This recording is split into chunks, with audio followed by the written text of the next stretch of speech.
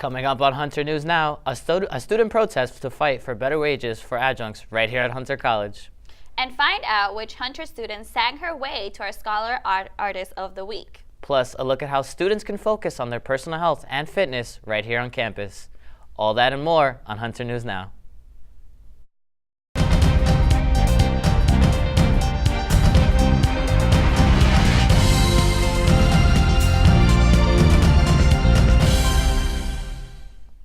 Welcome to Hunter News Now. I am Michelle Velez. And I'm Alonso Espinoza. Happy spring, everybody.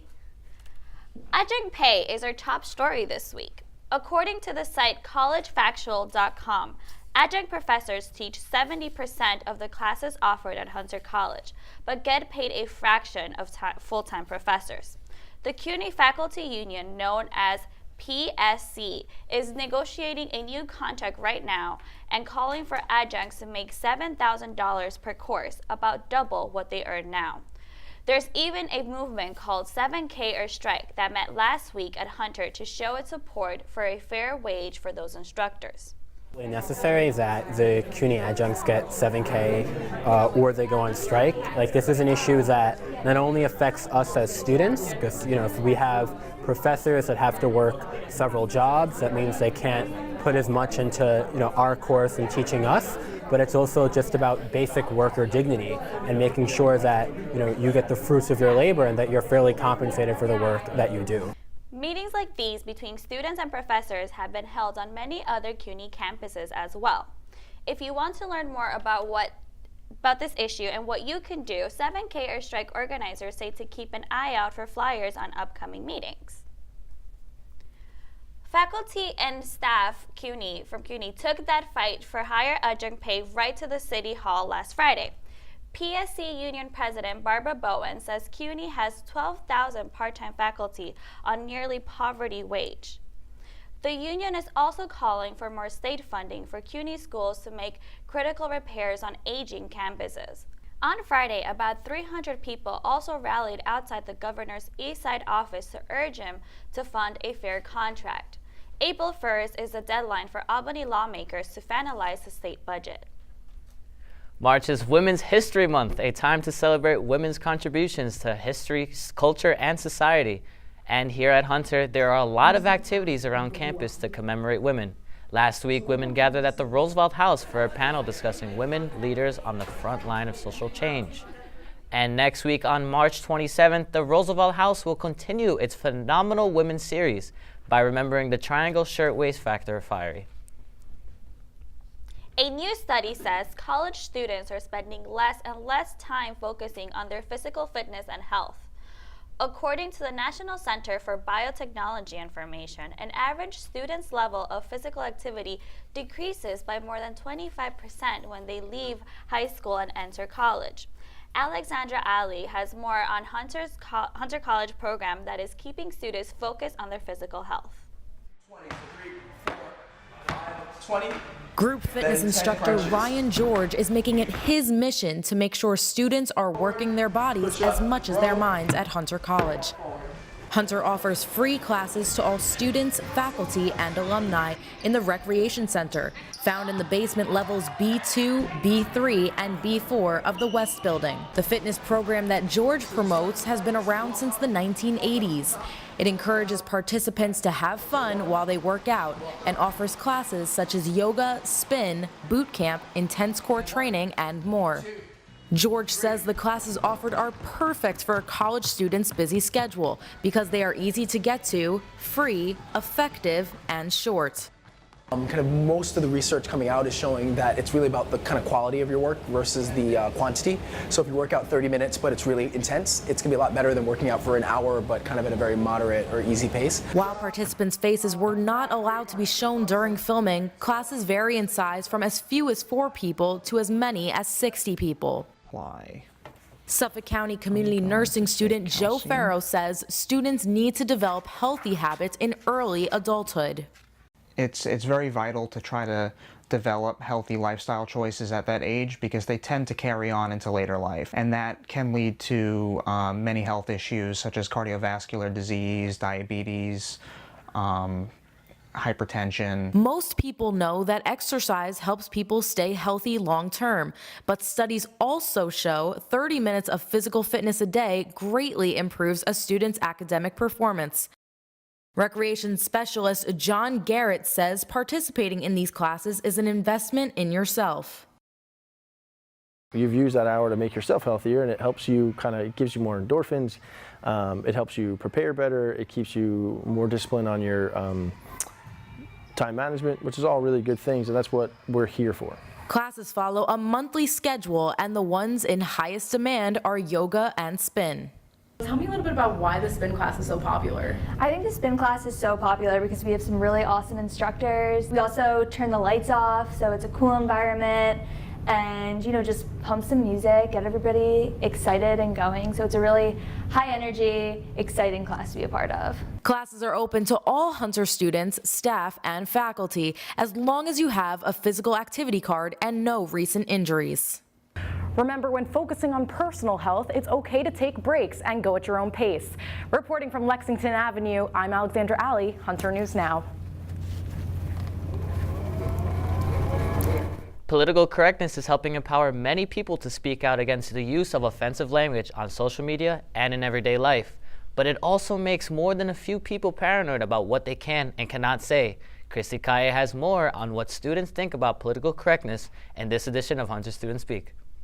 I get really annoyed when people of my background, I'll say brown people in general, like the JC community, whenever they use the N-word, it's the worst thing. I think that they're too goddamn sensitive, a bunch of ass little snowflakes where anything and everything is offensive. Yeah, I know that.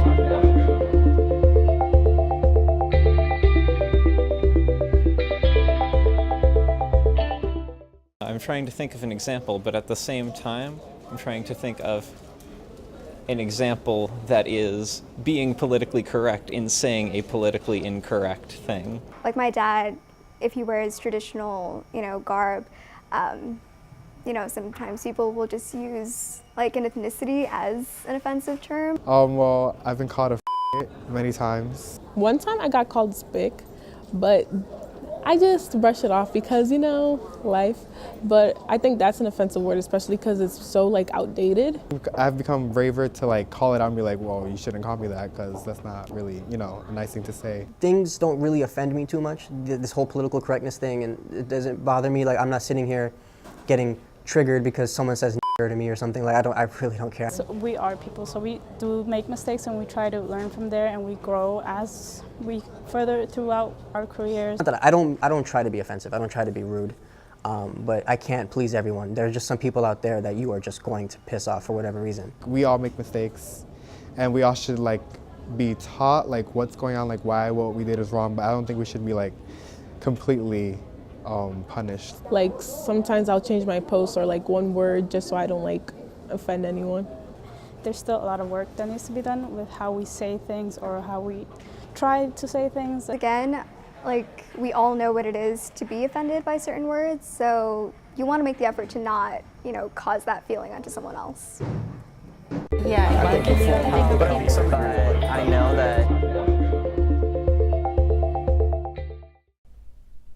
According to a poll by the Cato Institute, nearly 60% of Americans think people should be allowed to express unpopular opinions, even hate speech, while the rest think the government should prevent that. Coming up next, Hunter College students are winning more prestigious awards and fellowships than ever before. We'll find out why when we talk to a Schwartzman Fellow and a Director of Prestigious Scholarships here at Hunter. Stay with us.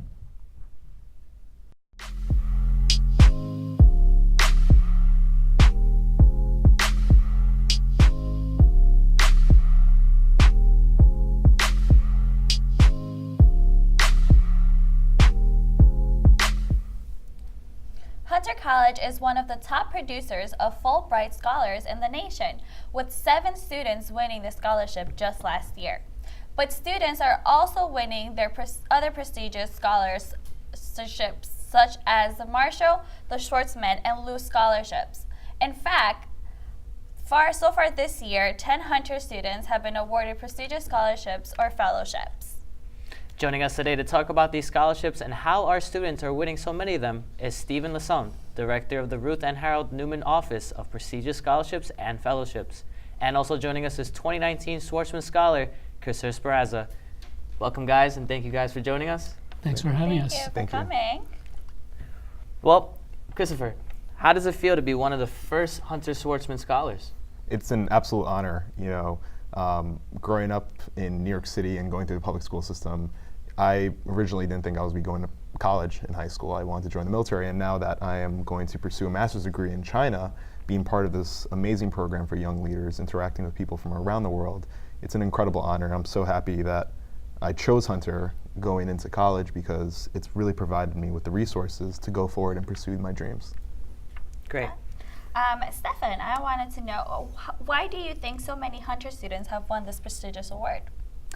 Well, we actually have a lot of talent in Hunter College, and it just had to be discovered and cultivated and guided. And so students like, Chris, I think are going to be in abundance in the future as well. Not that you're not unique in your own right, but I think with just a little help, we've shown that we can do really well. So part of our success, I think, is also in identifying students early so they understand what scholarships are looking for, how to present themselves, how to create a narrative about themselves. And they have a lot of great experiences at Hunter getting internships, doing the very sorts of things that Chris has been doing for the last few years. I started working with Chris a couple of years ago, so he understood what he was eligible for and eventually how to be successful in applying. And Christopher, how do you think this experience will affect you as a person and your career as well? Well, first and foremost, I do want to learn Chinese when I get there, so hopefully picking up another language skill and being able to add that to my resume, I think that'll be a huge addition to my skill set, but also getting a global view of the issues that we face at home. For example, I'm going to be studying poverty in China. I've had no international experience in that field, but this will provide me the platform to continue my research and really reach these new heights in terms of my research in poverty solutions. Do you think you're going to have a hard time adjusting? Absolutely. And Stephen, what kind of students do you think should apply for these? Well, you have to do very well at Hunter. So typically students who win have a 3.5 GPA or above. But you also have to be a good writer, and you have to be able to speak well in public. So it's a variety of skills that even if you don't win a scholarship, if you develop them, it'll help you get a job or a fellow, or get into the graduate school that you want to after college. And Christopher, I just have one more question here for you. How do you think Hunter has helped you with this scholarship? Well, I'm sitting next to one of the biggest helps I've had throughout my entire time at Hunter. I met Stephen, I think, my sophomore year. Right. I applied for a program called PPIA, which really helped me. That was a big stepping stone. It allowed me to apply for these larger scholarships. Like, I started my application for the Rhodes and the Marshall, but I was successfully finished the Schwarzman Scholarship, and I was lucky enough to get accepted to the program. So really just all the resources here, the academics, the amazing professors, being open with them, talking about my interests career-wise. They've all provided me with unique feedback and personalized advice, and it's truly been a holistic experience that has really, truly benefited me.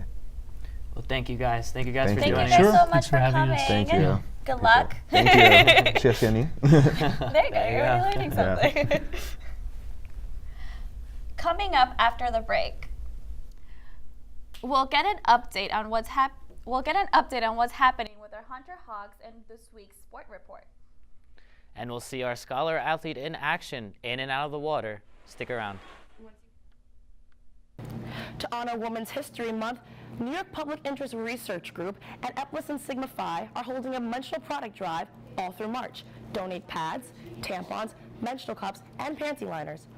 All donations go to the Women's Prison Association. For more information and donation drop-off, you can head over to Thomas Hunter 314, where you can help destigmatize periods and put an end to period poverty today. Welcome back. Now it's time to check in on Hunter Sports with Cesar Perez. How you doing, Cesar? Hi, Alonso. Hi, Michelle. How are you doing?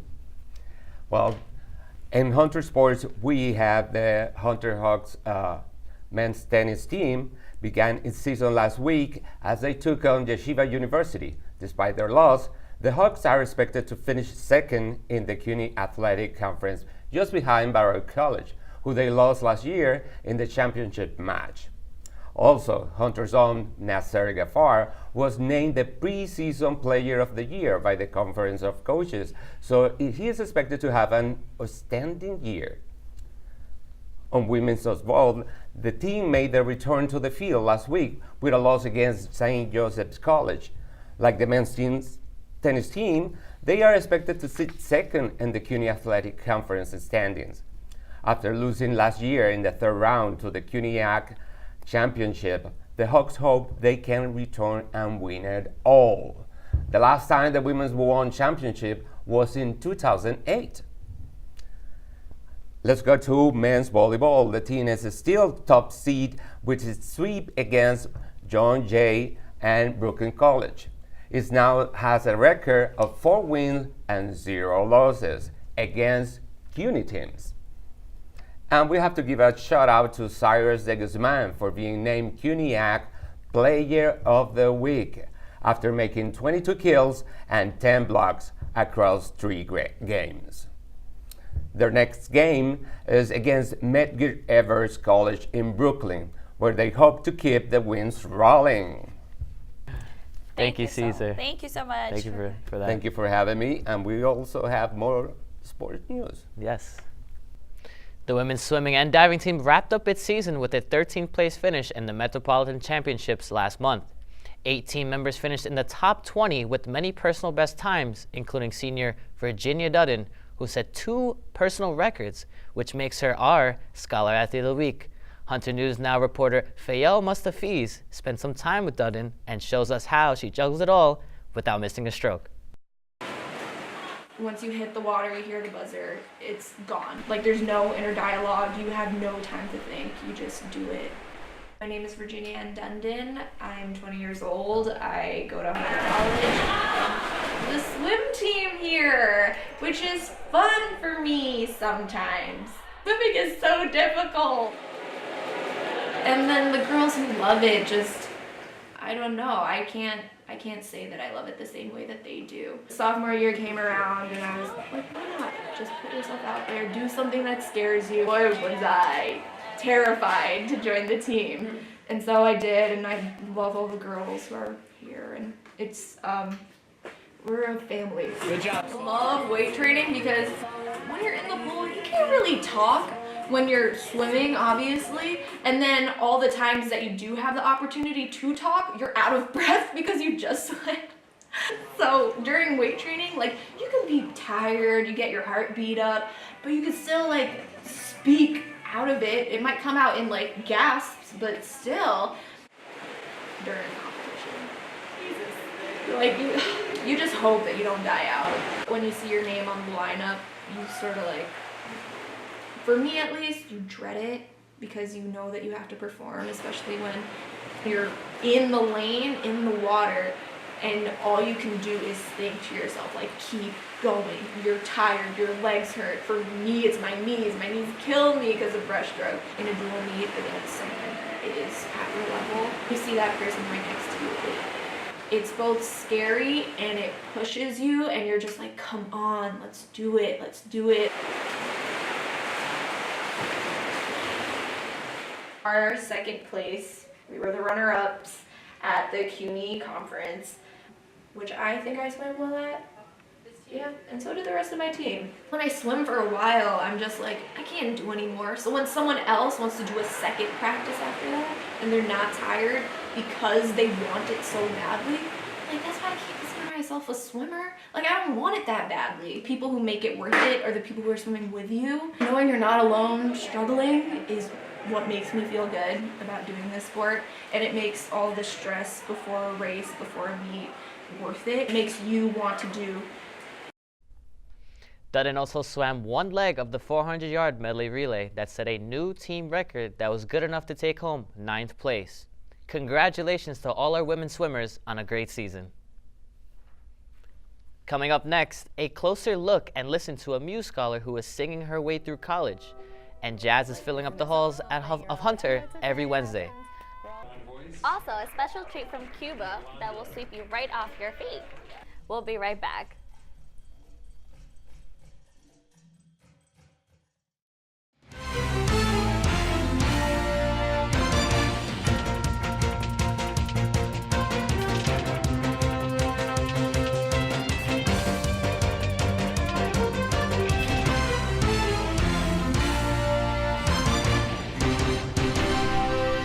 The Hunter College Muse program offers students with artistic talents and strong academics a chance to pursue their creative side while receiving a world-class liberal arts education. This week, we're profiling one of those Muse scholars. Her name is Julia Hayden, and as Hunter News Now reporter Caitlin Munson reports, the Muse program allows her to pursue her first love, which is music, while also introducing her to a new performing art.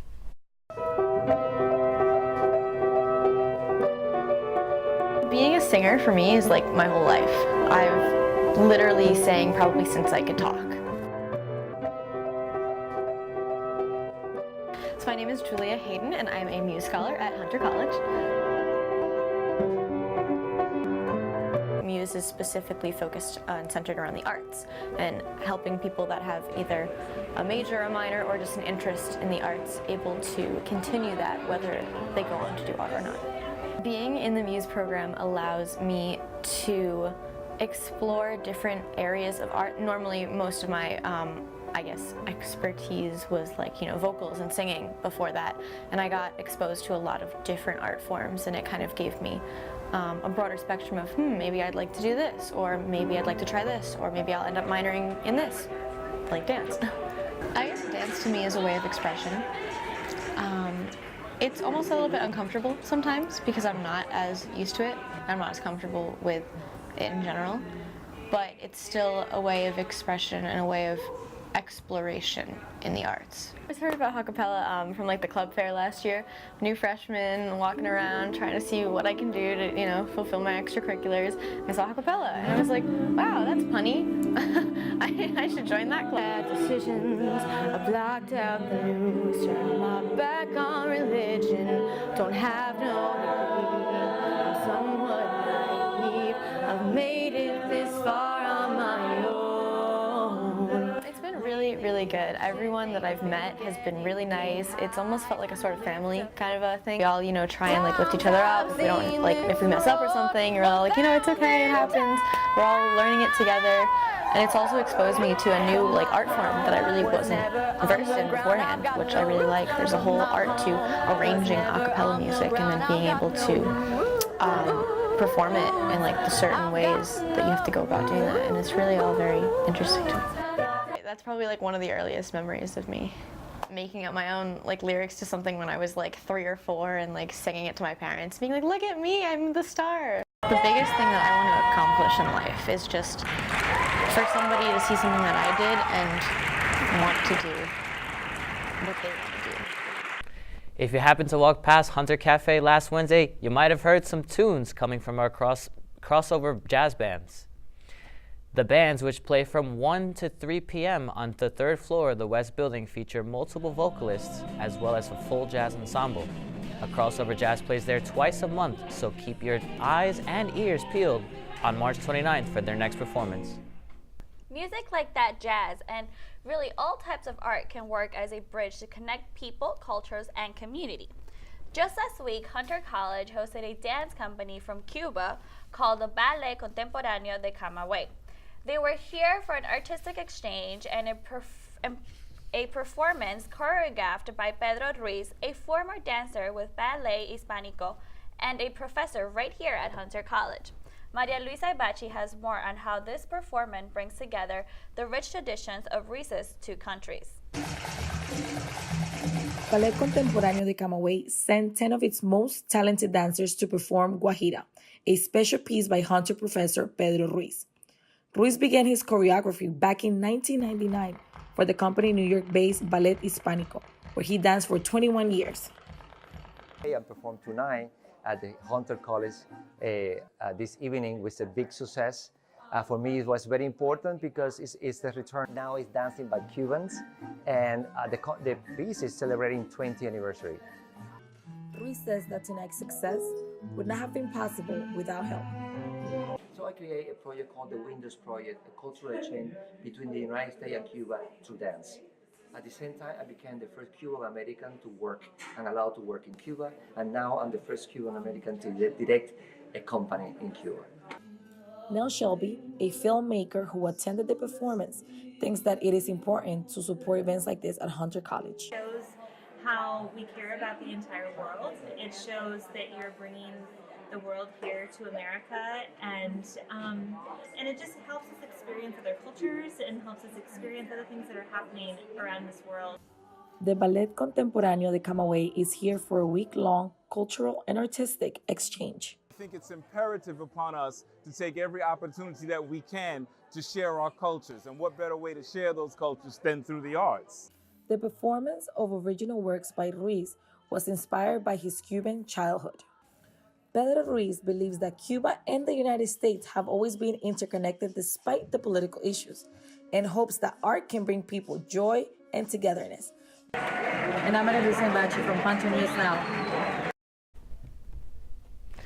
You know, Michelle, I attended the event. I'm not going to lie. I was pretty impressed. I mean, the looks look amazing. Yeah, I don't know why. It kind of made me want to dance. Break out your dance moves. And that's all for this edition of Hunter News Now. Please check out all our student stories at our YouTube channel, Hunter College Journalism. And follow us at Hunter Journ at Twitter and at Hunter JOURPGM on Instagram. And on behalf of everyone in the studio, we want to wish you a happy Women's History Month. Thank you for watching.